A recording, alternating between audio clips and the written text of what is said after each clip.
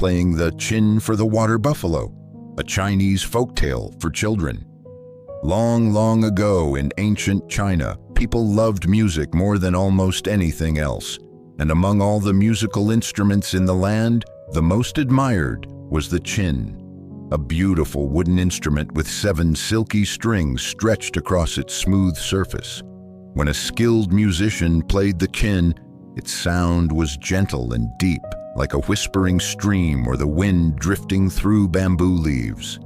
At the emperor's grand palace lived the finest Chin player in the whole kingdom. His name was Ming Yi. Whenever Ming Yi played his Chin in the royal court, the great hall became as quiet as a moonlit lake. The emperor, the empress, the princes and princesses, the ministers, and the noble ladies all leaned forward to listen. Ming Yi would sit straight and calm, placing the Chin across his lap. Then, softly, his fingers would glide across the silk strings. The music floated through the air like petals carried by the breeze. The dancers began to move. Their long silk sleeves swirled like white cranes in the sky. Sometimes they leaped lightly as if colorful kites were lifting them into the clouds. Other times they turned slowly like flowers opening in the morning sun. When Ming Yi finished playing, the entire court burst into applause. "Wonderful, wonderful," everyone cheered. The emperor stroked his long beard and smiled warmly. "Ming Yi," he said kindly, "when I hear your music, all my worries disappear like morning dew under the sunshine." Then servants brought Ming Yi delicious food and drink: roasted pig with crispy skin, sweet and sour fish, shrimp cooked in fragrant wine, and tender chicken soaked in oil and scallions. The emperor poured Ming Yi a cup of his favorite drink into a shining bronze goblet. Overjoyed, Ming Yi bowed so deeply that his forehead nearly touched his knees. "Your Majesty is too kind," he said with a grateful smile. After eating, Ming Yi would play again, song after song, beautiful melodies such as Happy Spring, White Snow, High Mountain, Flowing Water, and the Fisherman's Song. Sometimes the music makes people laugh with happiness. Sometimes it even made them wipe tears from their eyes. Ming Yi loved every moment of it. One bright spring afternoon, after performing at court, Ming Yi decided to take a peaceful walk in the imperial garden.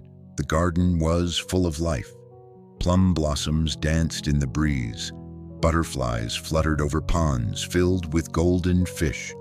The air smelled sweet like honey and fresh grass. A gentle wind brushed against Ming Yi's cheeks like soft hands. "Ah," he sighed happily. Soon he found a large ancient tree with wide, shady branches. "What a perfect place to play," Ming Yi said. He carefully opened the silk case that held his Chin and placed the instrument on his lap. Just as his fingers touched the strings, plying, pling, he heard slow, heavy footsteps behind him. Crunch, crunch. Ming Yi turned around. There stood a big water buffalo, calmly chewing mouthfuls of fresh grass. The buffalo blinked its slow, sleepy eyes.